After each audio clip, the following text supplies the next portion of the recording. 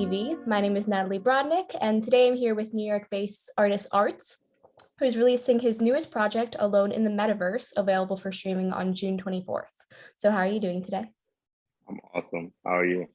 I'm so good. I'm so glad to have you. Thank you. Thank you for having me. Appreciate it. So I'd love to talk about just like kind of what's going through your head in the moment. How are you feeling while you're approaching the release date of Alone in the Metaverse?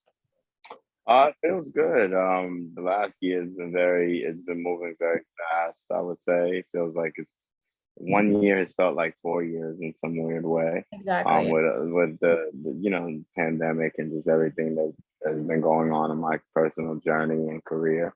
But yeah, I'm excited for it, have some famous guest appearances on the album. You know what I'm saying? It's an album I worked on for the last few months.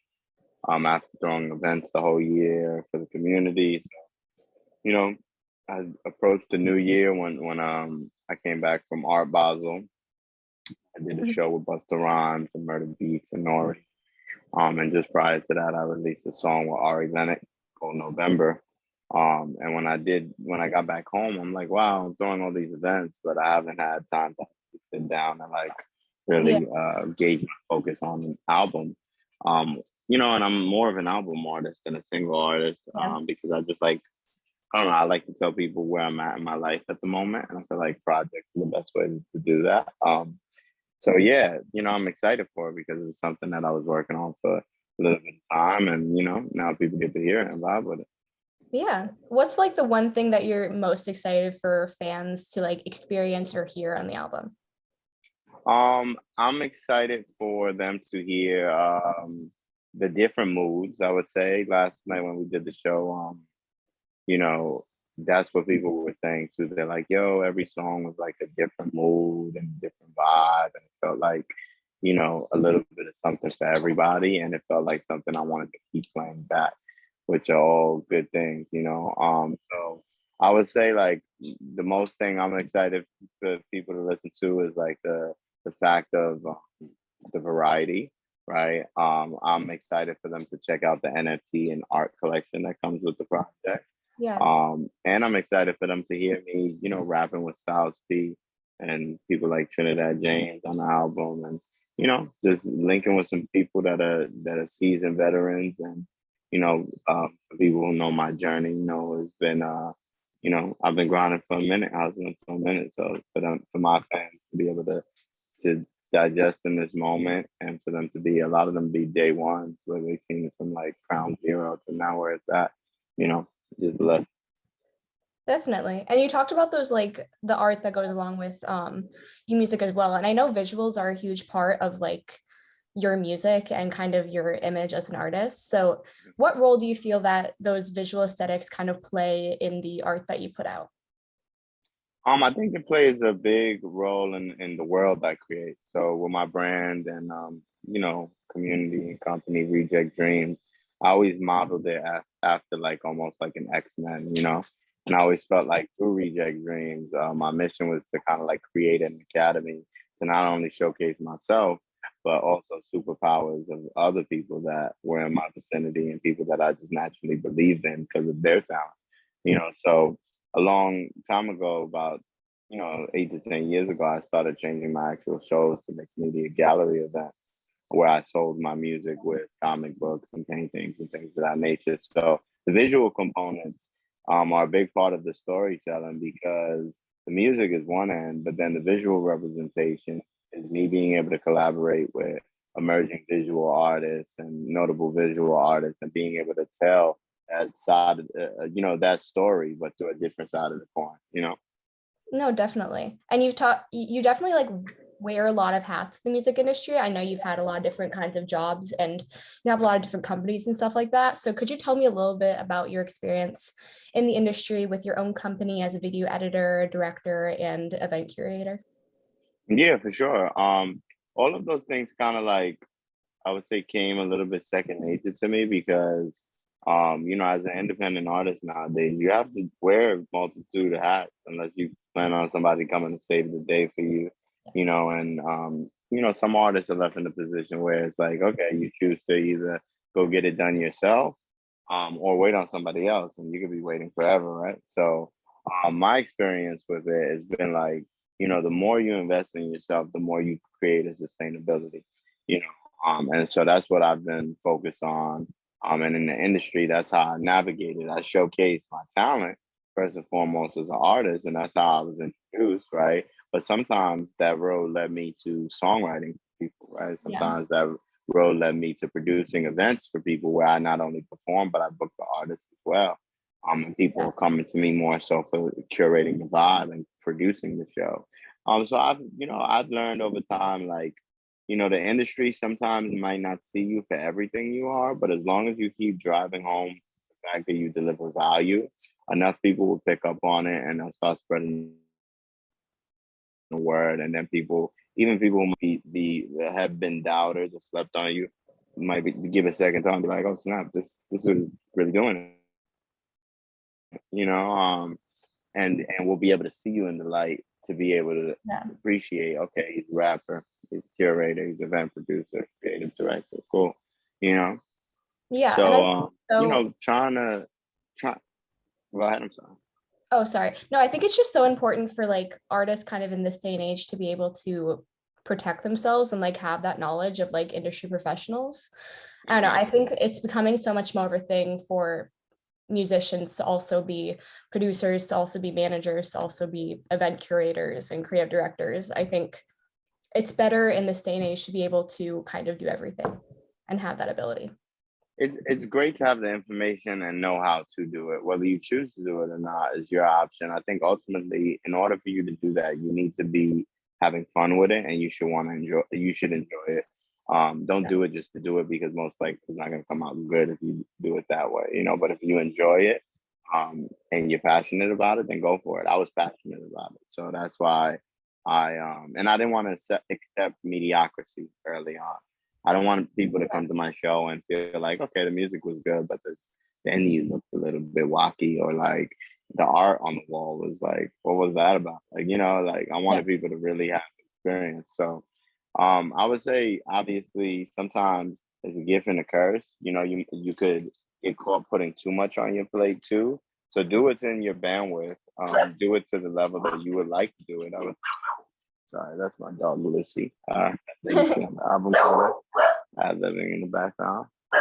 Let me close this door. You're supposed to be part of it. It's okay. Stop it. Lucy. I'll show you her just so she can make her candy. Say what's Oh, up. it's her big moment. Oh my gosh, I am obsessed with her. She's adorable. Thank you. Yeah, so I would say, like, for me, I enjoyed it, and then I fell into the path of creating business from it, right? But you're right. A lot of artists, in order to protect themselves, they need to at least know what's going on, so then they're not being hustled, finesse. I don't even want to use the word hustled. Finesse is a better word. No, exactly. And then like since you have kind of all those roles and like different things that you spend your time doing in the music industry, what does like an average day in your life look like? Or is it kind of different every day? The best way to explain it is that Frank Ocean line: "A tornado flew around my room." The mess it made. Excuse the mess it made. Yeah, that is a normal day in my life. Okay. I would say a lot happens at once. Like this week, I've thrown 4 events. I had one on Monday, had one last night at SOBs. I have the event I'm going to now after this interview. And then I'm performing at a music tomorrow. So the best leaders also know how to delegate work, right? So I've recently got assistants, and I've been adding people to the team in order to help be the arms for the operational logistical stuff that I'm doing. But usually it starts off with me trying to get a run in, and breathe for a second, get some exercise in, and drink some water. Do the things that be human and sane for a second, Yeah. normal responsibilities, and then creating a list of okay, reach out to this person, the projection, making better security as this guy showing up, making sure I understand what DJs need for when they come in and their equipment. So it has a lot of different tasks. But a lot of the times, what I do too is I try to plan as early as possible so that when these things Definitely. come up, the wiggle room for adjustment is not as much as don't. You know what I'm saying? Yeah. And you kind of talked about taking those moments like in the morning and stuff to kind of have that little bit of self-care. Are there any like practices that you do to like stay grounded in an industry that's like puts a lot of pressure on creative people? We that's like my therapy when I get my 1 or 2 joints in per day and I'm able to drink Okay. inside. You know, Yeah. what else? And water, breathing. I think, most people, believe it or not, don't breathe deep breaths. You Yeah. would imagine. So sometimes Like just work little wonders. things like that. Yeah. Exactly. Or even just silence. Yesterday, when we were about to get ready for the show at SOBs, I had a moment where I prayed with everybody with my team in the green room, and then maybe like 20 minutes after that, I just sat there, smoked the joint, and just we were just pretty much silent and just you know getting prepared for the show. So sometimes I think before all the noise and the chaos, sometimes it's good to just take that breather and let your mind like escape all the anxiety or whatever is making it nerve wracking for you. I would say. Definitely. Yeah. And I know there is so much like pressure on artists and stuff to like amount to a certain level of success or like whatever the world is defining of success like these days. But what would you say you define success as in your career? This is wow. You're doing an amazing job with some of these questions. It's like Oh, you sorry. understood my last week of what I've been going through because we've been talking a lot about this. I think success, right, is determined by what you make it, right? You can't let it be measured by people who don't know your story, who don't know your struggles, who don't know your hustle. You can't let it be you know, measured and judged by half-ass people in the industry that Yeah. only care about when you're lit and they don't care about when you're on the come up or seeing something beyond just like what your Instagram following is like or what A&R or things of that nature.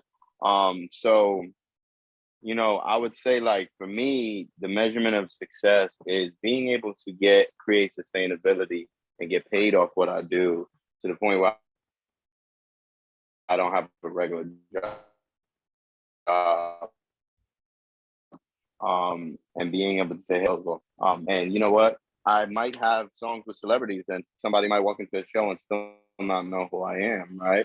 Because I'm an Yeah. independent artist. But at the end of the day, I'm still in the game, but I created my own lane for it, and I'm still being able to take care of the things I need to take care of in order to continue to Definitely. produce actionable things for my dreams, whether it be music videos, album rollout, you know, concert, whatever it is. Yeah. Sorry, your connection's a little spotty. He said, result.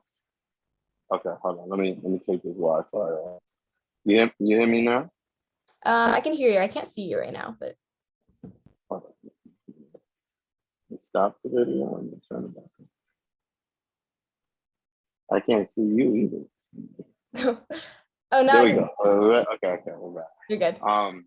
Yeah, the way I measure this, yeah, he used to say like it's not what you're romanticizing about how it's going to come Yeah. to fruition, but it's about the result.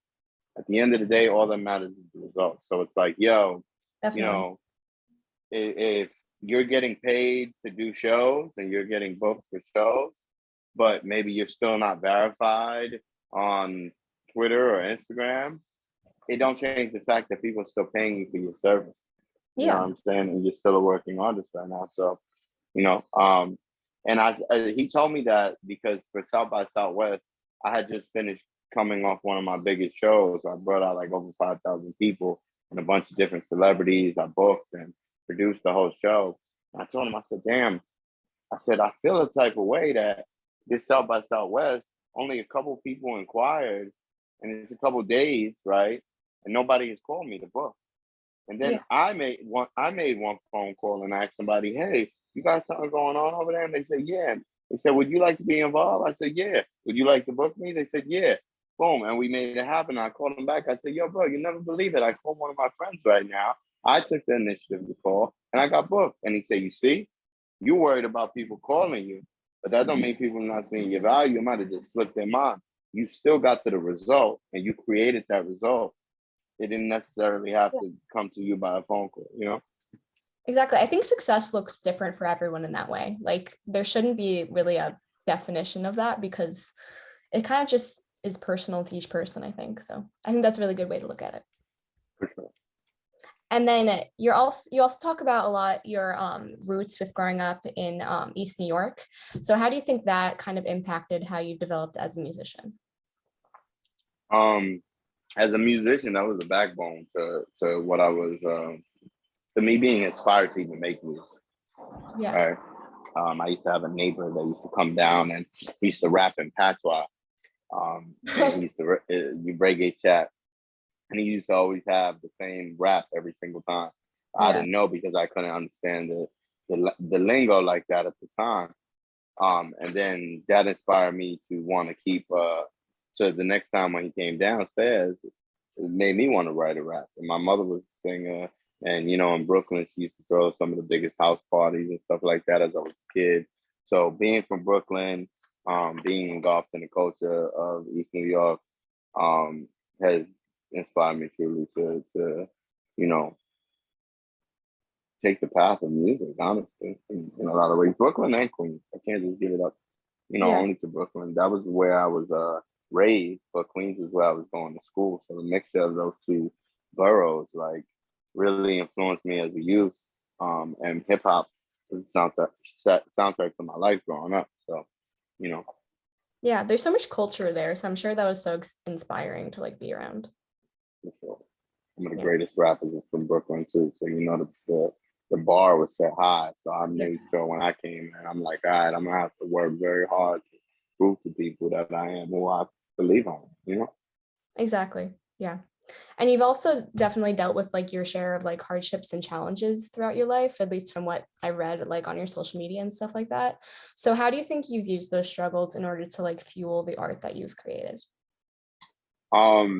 It's funny, on the intro of the album, the first rap line I have, I say chip on my shoulder rap. Yeah. And I think the rejection, or me overcoming adversity, has been ever more the reason, and it's been almost like the gas and the fuel, to me being able to continue to choose the career of music and continue to keep going. That and people believing, and really truly Yeah. seeing the vision before a lot of other people see, right? But a lot of the times when I face adversity, I take that struggle and I make that be the reason why I even grind harder to prove my point. You know what I'm saying? Yeah. So that those odds only, like, those hard times only and hardships only are, like, I would say, battle scars in the Yeah. war. You know what I'm saying? And you gotta get some scars if you want to go to war. Exactly. And I've seen you've gone by the name anti-hero a little bit. Can you explain a little bit about what that name means to you and kind of why you identify with it? Yeah, for sure. Because I feel like, superheroes like the Wolverine or the Punisher, right? They got themselves in trouble a lot because they were actually good guys. They were never bad guys, Yeah. right? But they never played the middle line either. They played the line of what was right, right? So even when Wolverine didn't feel like something Professor X was doing was right, even though Professor X was good too, but Wolverine didn't think it was morally, consciously right. He didn't give a damn if he had an oath to Professor X. He would still state where he stands. Same thing with Punisher, people like Deadpool. You know what I'm saying? those anti-heroes of I'm comparing it to Marvel universe, but that's like too. Sometimes people play politics and they could be a good guy, but they'll still play politics. So for certain things that they might actually really stand against, they might not say it because they know it'll conflict their actual business and maybe some of their relationships. Me, my soul dictates the things that I co-sign, the people I co-sign, and what I stand up for and fight for. So a lot of the times I consider myself an anti-hero because I see my passion and my emotion and my soul, for that matter, and spirit, get myself in trouble because I chose what was right over what was politically. So that's why Yeah. I would say I'm the anti-hero. Yeah, I think that makes you really relatable to your fans too. And I think that's why you have such a good connection with them, because you give that vulnerability and you can kind of connect to them in that way. So I think that's really great. Thank you. I appreciate that a lot. And then what's one piece of advice that you would give to your younger self? Um, to my younger self, I would tell myself to not take it so personal Yeah. when I was younger. A lot of the times going through the industry, being the reject, right? When you're hot, you're hot. Everybody wants to call your phone. This year in NFTs, everybody was ringing my phone. Now the NFTs is a little bit more of a bear market right now. People still hitting my phone, but you can tell they're not treating me as nice maybe as some of them as they were 4 months ago. Yeah. And I'm a person, like you said, that I made a career off of connecting to people by being a man of the people, being Yeah. relatable. So I I used to take it a little too personal, and sometimes it still catches me now again when I feel like somebody's trying to play me because they might not know who I am, or they might just be judging me, stigma of something. And what I'm learning is I'm chalking it up to human psychology. You know what I'm saying? I even told one of my homies yesterday, I said, me even being in a VIP section that's roped off where people can't get to me sometimes feels Yeah. a little bit uncomfortable to me. Mhm. Because if there's 100, 200, 1,000 people that pop out to come see me, and these people have talked to me on Twitter, Clubhouse, they came to other shows, and now I'm reaching this point where I have to have a little bit more layer of security. Yeah. I don't want people to think that that has changed because it hasn't. I don't feel like I'm better than anybody else, no matter what my accomplishments are. And I feel like being approachable, having humility, being humble is still a very important thing. Yeah. And I think you show that through your vulnerability in your music. So I think it's great. Thank you. And Thank you. then I know we all went through a lot of change in the pandemic and everything. It kind of changed all of our perspectives on a lot of things. But how do you think your sound has kind of changed over the last few years, or how do you think you've kind of developed as a musician in that way? Um, maybe what you said, being even more vulnerable and being even more Yeah. personable, which is something that I've always done in my music. But I think the pandemic, like what did it for me is like studios was closed, right? I could have gotten to the studios that I normally work in, but I was like, under these conditions, I probably don't want to risk it, right? So what Yeah. I did is I brought the mic and everything to the kitchen of my apartment, and a lot of nights during the pandemic, I was freaking recording here in a robe and slippers. Yeah. But in that personal time, my engineer wasn't around for the most part, or my producer, and I was recording and tracking the vocals myself.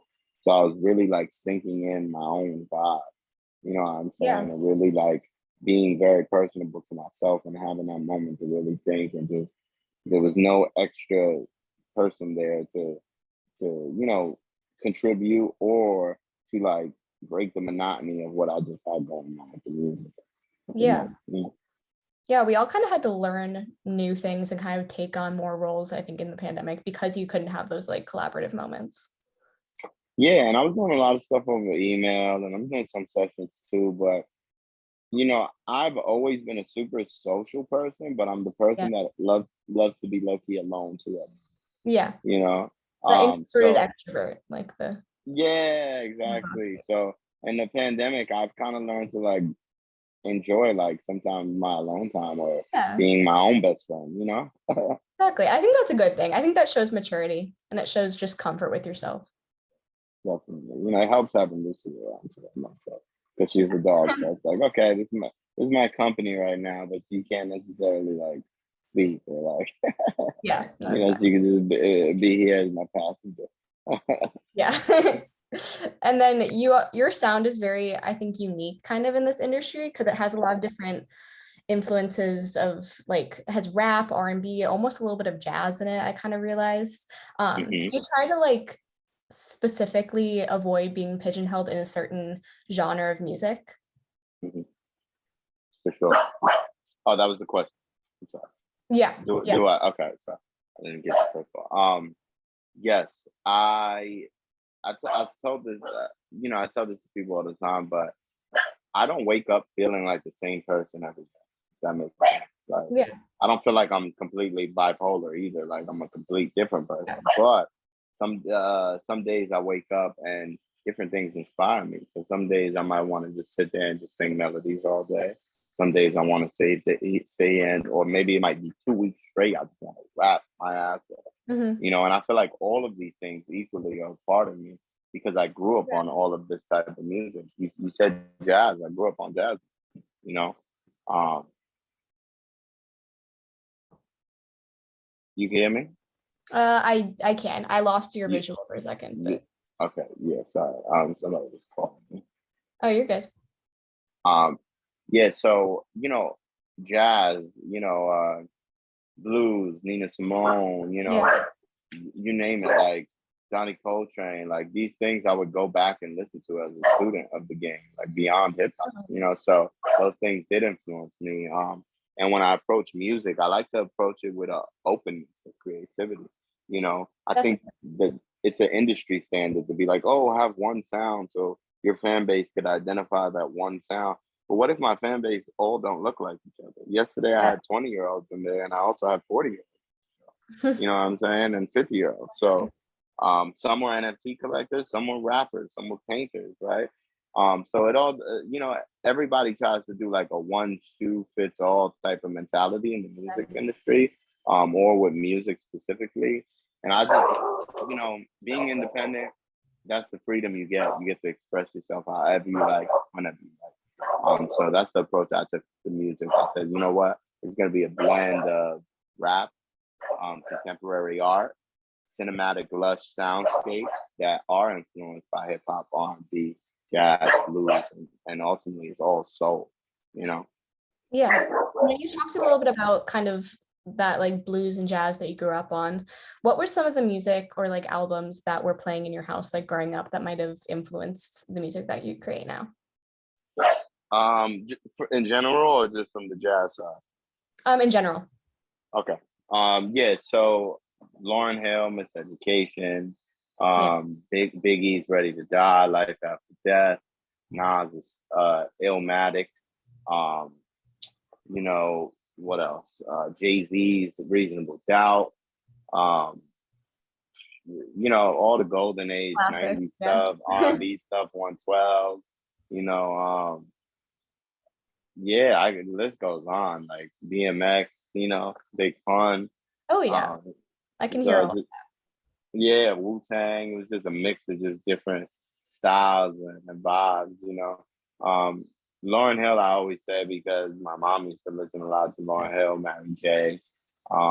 Blige, and as a woman with several kids, she she sang their music with conviction. You know, like she knew Definitely. them almost. So that soul was always at the household. So, Yeah, I think having that eclectic background kind of in a lot of different genres can help any artist like be more creative and like not limit themselves to a certain genre. So I always like to hear that. yeah. And then what are you listening to like right now? Like if you could tell anyone who's watching this to go listen to like one album or one song, what would it be? Alone in the Oh, metaverse. so true. There you go. Yeah, no, honestly, when I'm in creating mode, I kind of only listen to myself, which might Yeah, sound like a little bit of a I respect asshole that. statement, but like not to say I don't hear like last album I heard was the Kendrick album, so but I was Yeah, already wrapped with the album at that time, and it's because I want to be able to approach the work with the most authenticity.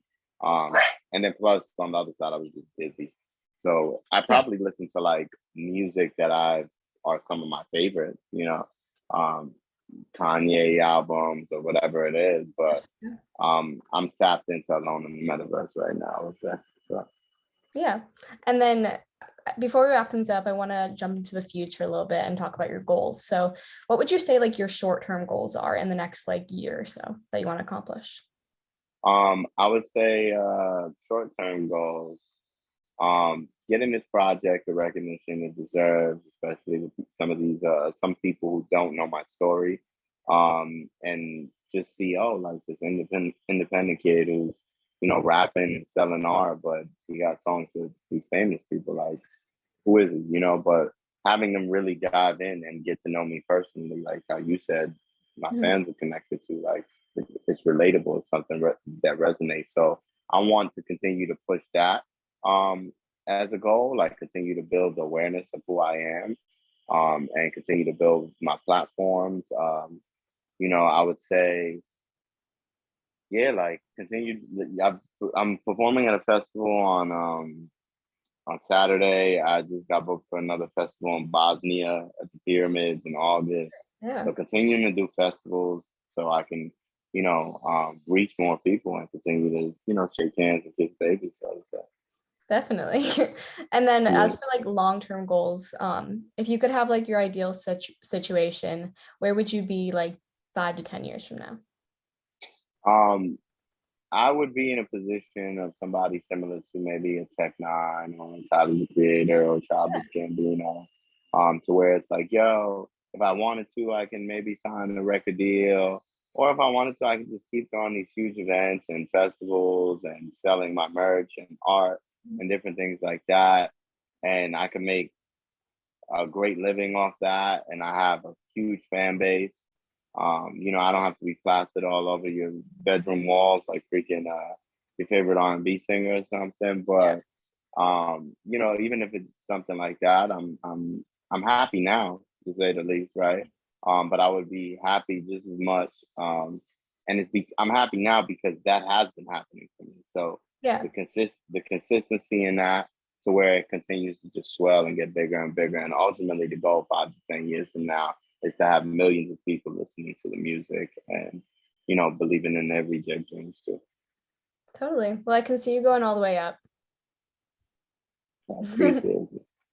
And then is there anything else you wanted to add or talk about before we wrap things up? Pretty much go get that album tomorrow. It'll be streaming on all platforms. If you're not familiar with NFTs and you never collected art or crypto, check out the art collection and exhibition on Known Origin. For every song, there's a different piece. Some of the pieces have unlockable merch where you get hoodies and t-shirts and long sleeves and stickers and things like that. So you not only get NFT art, but you also get something physical too.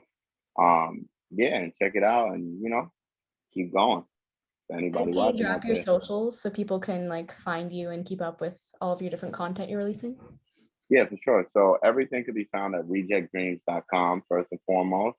On Instagram, right now I'm on at Reject Dreams because my original account, ARTZ, just got reported for impersonating myself. So I don't know what's happening out here, but we're gonna get that fixed. But in the meantime, I've been building up the Reject Dreams page and reporting Great. live from there. And then I'm on Twitter at ARTZ, and then YouTube. You can find me Arts or Spotify Arts, Apple Music Arts, all capitals ARTZ. Amazing. Well, I cannot wait for people to hear the project. I'm so excited for everything you have coming up. Thank you so much. I appreciate you, Natalie. And yeah, I look forward to hearing your thoughts about the project and the visuals that are coming out with it. And we'll keep up with the work. Yeah, well, I appreciate you so much for talking to me. This was so great. Likewise, thank you. Hope you have a good rest of your day.